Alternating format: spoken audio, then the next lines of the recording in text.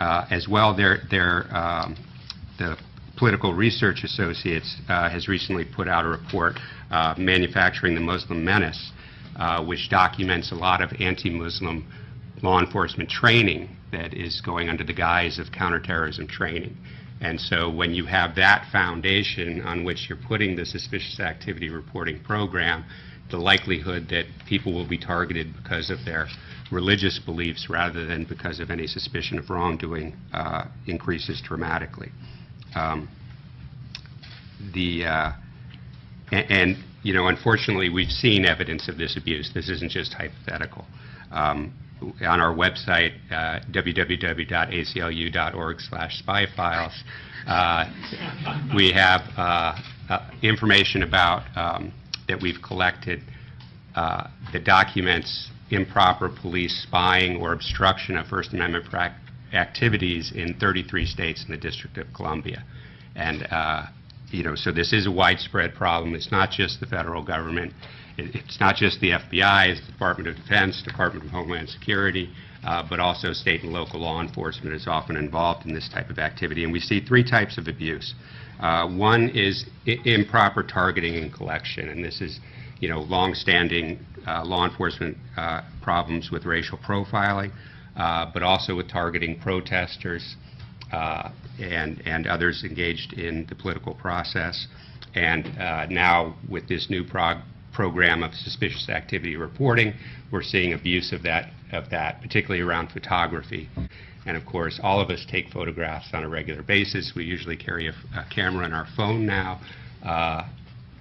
So it's not photography itself that is suspicious, but whatever other biases that the police officer brings to the situation that is likely driving a lot of this improper activity. The second problem is the improper analysis of information.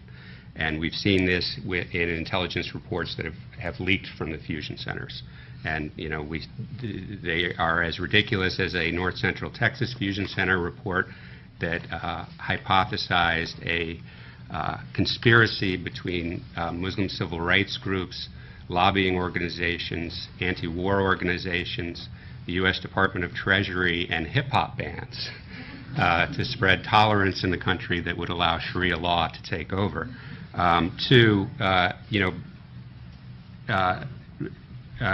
much longer document from the Virginia Fusion Center that detailed some 50 terrorist groups that were operating within Virginia and identified the diversity at military bases and historically black colleges as nodes of radicalization. And again, these reports go out to law enforcement agencies. So when you're talking about that one or two man department and they get this report that says universities are nodes of radicalization, what are they to do but to go out and start monitoring universities or these political groups that are identified as potential threats?